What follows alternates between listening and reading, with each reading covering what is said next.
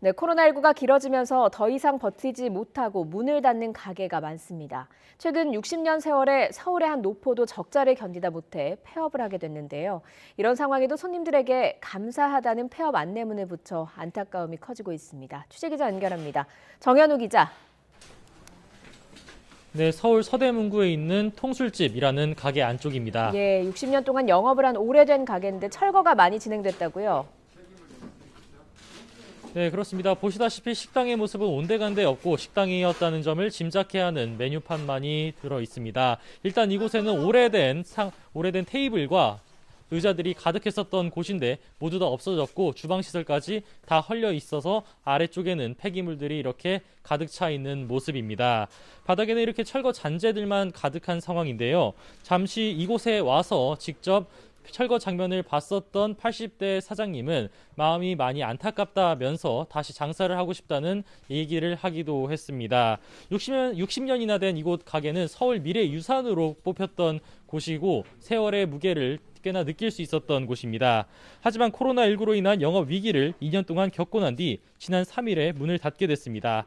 사장인 80대 고수덕 씨가 이곳 가게 문을 닫게 된 건 코로나19가 길어지면서 생긴 적자 때문입니다.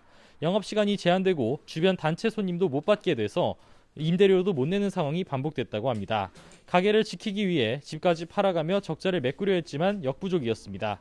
다 헐린 가게가 아쉬운 나머지 주인 어르신은 지금도 계속 이곳을 찾아오고 있는데 손님들도 아쉬운 마음은 같았습니다.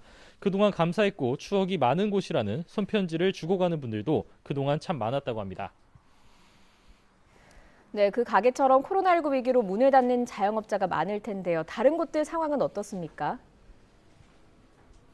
네, 일단 인파가 가득했었던 이전에 운영되던 식당과 매장 등이 코로나19로 인해서 폐업하는 상황이 이어지고 있습니다. 일단 이곳 통술집 주변에 있는 가게들도 꽤나 폐업을 하거나 폐업을 고민하는 곳들이 많이 있습니다. 서울 전반적으로 봤을 때도 서울 종로구 한복판에 있는 유명 햄버거 프랜차이즈 매장도 폐업을 했고 3대째 운영이 되던 신당동 떡볶이집 역시 함께 운영을 정지할 것을 고민하고 있다고 합니다. 상가 공실률이 자영업자들의 상황을 여실히 보여줍니다.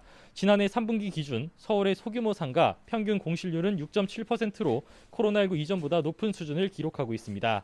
외국인 관광객이 자취를 감춘 명동거리는 특히 공실률이 43%대까지 치솟았습니다. 압구정이나 홍대 쪽도 소규모 상가 5곳 가운데 한 곳이 비어있을 정도로 상황이 심각합니다. 서울 중대형 상가는 9.7%, 10곳 가운데 한 곳이 비어있던 것으로 집계된 만큼 상권이 전반적으로 나빠진 상황입니다. 이런 가운데 강화된 사회적 거리두기가 2주 연장된 것은 자영업자들로선 달갑지 않은 소식입니다.